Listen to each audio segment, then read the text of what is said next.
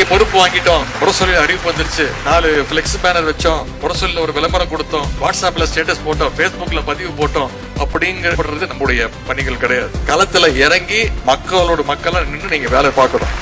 2 நாட்களுக்கு முன்பு நம்முடைய தலைவர் அவர்கள் அரசு பயணமாக வெளிநாடு செல்லும் போது பத்திரிகையாளர்கள் கேட்டாங்க, உங்களுடைய கூட்டணியில புது கட்சிகள் இணையமா அப்படின்னு. அப்ப தலைவர் உடனே சொன்னார், புது கட்சிகள் வருதோ இல்லையோ, தமிழ்நாடு இருக்கக்கூடிய புதிய வாக்காளர்கள் நம்முடைய இயக்கத்தை தேடி வந்து கொண்டிருக்கிறாங்க அப்படின்னு தலைவர் அவர்கள் மிக தெளிவாக சொன்னாங்க. தலைவர் அவர்கள் சொன்னதை நிரூபிக்கின்ற வகையில இன்னும் அதிகமான இளைஞர்களை நீங்க ஒவ்வொருத்தரும் நம்முடைய இயக்கத்திற்காக நீங்கள் கூட்டிக் கொண்டு வர வேண்டும் என்று நான் கேட்டுக்கொள்கின்றேன். திராவிட முன்னேற்ற கழகத்துக்கு மட்டும்தான் கொள்கை இருக்கு, வரலாறு இருக்கு, நம்முடைய அரசினுடைய முதலமைச்சருடைய சாதனை பட்டியல் இருக்கு, அரசு என்னென்ன செஞ்சிருக்கு, முக்கியமான சாதனைகள் மக்கள்கிட்ட தினமும் கொண்டு போய் நினைவூட்டுங்க. இன்னைக்கு நம்முடைய திராவிட மாடல் அரசை பாற்று மற்ற மாநிலங்கள்லாம் பாராட்டிட்டு இருக்கு. முதலமைச்சர் காலை உணவு திட்டத்தை விரிவுபடுத்த பஞ்சாபுடைய முதலமைச்சர் சென்னைக்கு வந்தார். என்ன தெரியுமா பேசினாரு? முதலமைச்சர் அவர்களே, இந்த திட்டம் மிகச் சிறப்பான திட்டம், விரைவில் பஞ்சாப் மாநிலத்தில் நான் இந்த திட்டத்தை அறிமுகப்படுத்த போறேன்னு சொன்னார். அதுதான் திராவிட மாடல் அரசுடைய வெற்றி. இதெல்லாம் பொறுக்க முடியாம தான் ஒன்றிய பாஜக அரசு, இங்க இருக்கக்கூடிய அடிமை கூட்டமும் முதலமைச்சர்களுக்கு பல நெருக்கடிகளை தந்துட்டு இருக்காங்க. இதெல்லாம்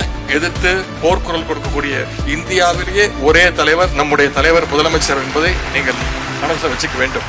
தலைவர் அவர்கள் நமக்கு ஒரு டார்கெட் கொடுத்திருக்காங்க, குறைந்தது 200 தொகுதி ஜெயிக்கணும்னு. நாம அத்தனை பேரும் களத்துல இறங்கி மக்களை சந்திச்சு